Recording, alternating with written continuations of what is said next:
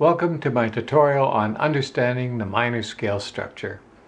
The tonic, or starting note, of any minor scale can be found on the sixth note of its related major scale.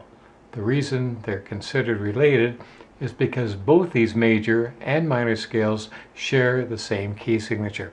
Let's check that out. Here I have my C major scale, all white notes. So we've stated that the starting note of the minor is found on the sixth note of the scale. Well, let's count up. 1, 2, 3, 4, 5, 6. So the related, or sometimes referred to as relative minor of C, will be A minor. An easier way of finding the sixth note of the scale is just go down 1.5 tones.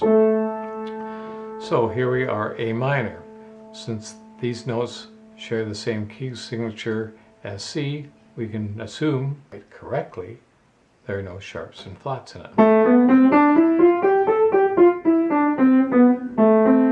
Yep, definitely has that flavor. All scales come from modes, so the minor we use mostly comes from the Aeolian mode. Most of the major scales come from the Ionian mode, but that's for another tutorial. Let's look at G major. Well, G major has one sharp. F sharp. If I go down 1.5 tones, there's my E minor. Shares the same key signature as G major. So here's my F sharp. We know the rest of the notes are going to be white. So our E minor scale is.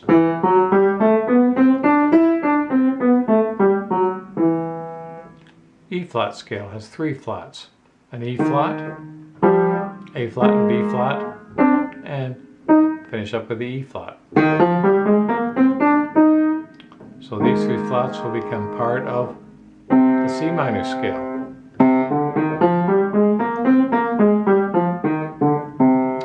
I'm going to stick with C minor just because it's a little easier to see what I'm doing here. The difference between C major and C minor, of course, are 3 accidentals: the E flat, the A flat, and the B flat. If I relate these to C, it's made up of a flat third, a flat 6, and a flat 7.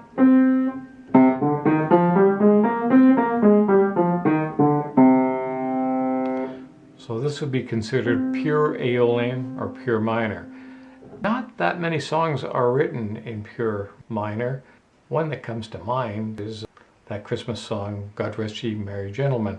I'll do a cut down version of it.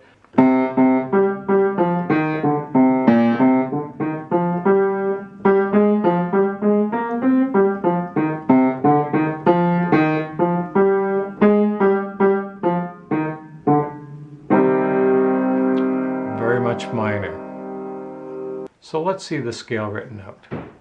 C Aeolian, we know it's a minor key. It shares the same key signature as E flat major, so therefore it has 3 flats. Starts on C. On the 3rd degree of the scale, we have our first flat, E flat, followed by an A flat and a B flat, and that follows through up and down the scale. If we decided not to use the key signature, in other words, take that out, then we could do the scale using accidentals by putting a flat sign here, a flat sign here,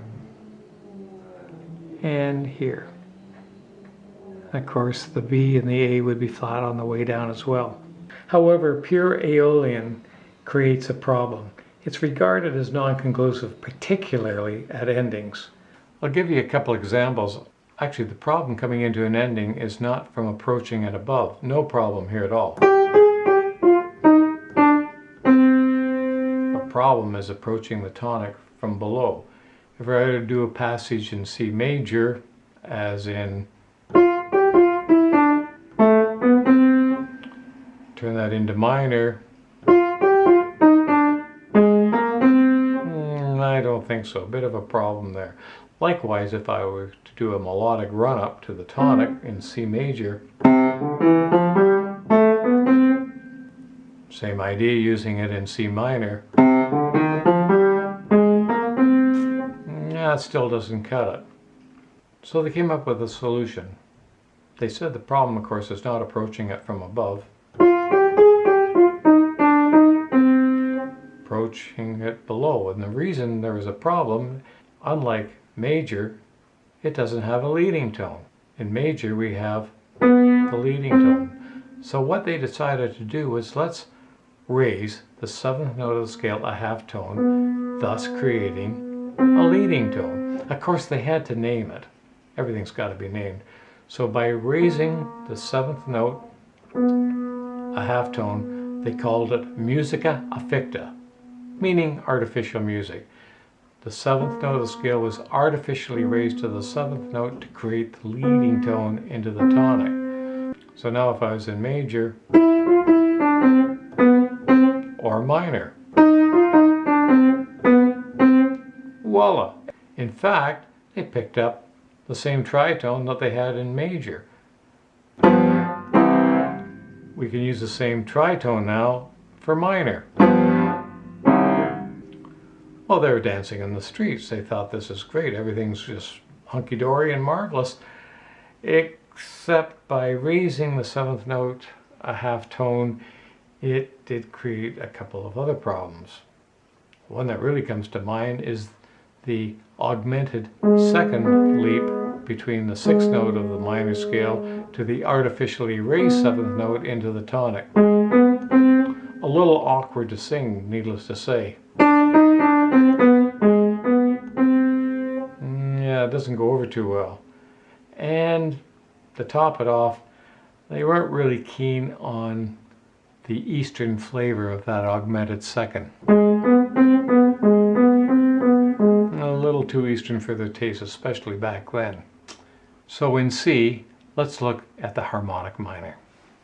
Here we have the harmonic minor written out starting on C. You can see the tritone that's created when we raise the 7th note of the scale. So we've got the tritone again between the F and the B, and we also have the same tritone descending on the way down. You know, the leading tone into the tonic was a wonderful idea, but how do we solve the other problems that creates? So actually, the powers to be came up with a wonderful solution to solve the problem of the harmonic minor, to such a degree that the harmonic minor is virtually never used anymore. They came up with this wonderful idea. They decided the problem that they were facing was this augmented second between the 6th note and the artificially raised 7th note of the scale. So they said, look, if we could get rid of that augmented second, that would solve all our problems. So why don't we raise the 6th note of the scale up a half a tone as well? So now we've got rid of the augmented second. So now we can go totally free.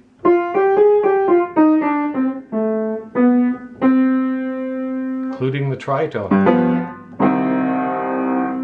And then it was thought, well, yeah, but where'd the minor go? You've taken all the minor out of the minor. The only thing that's left is the minor third. And the rest are all the notes out of the C scale. For heaven's sakes, if you raise the 3rd note as well, you're right back to C major. No minor at all. Yes, they agreed. However, we don't need to raise the notes coming back down. We can revert right back to pure Aeolian, pure minor. So we raise the notes coming up, and now we can flatten them coming back down. Seemed to suit the ear very nicely. I said, well, that's a lot of silliness. Does it really matter? Well, let's listen. You be the judge. If I were to flatten the notes going up and raise them coming back down, well, you decide.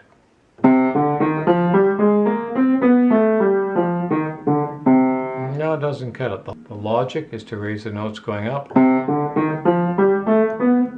and flattening them going down.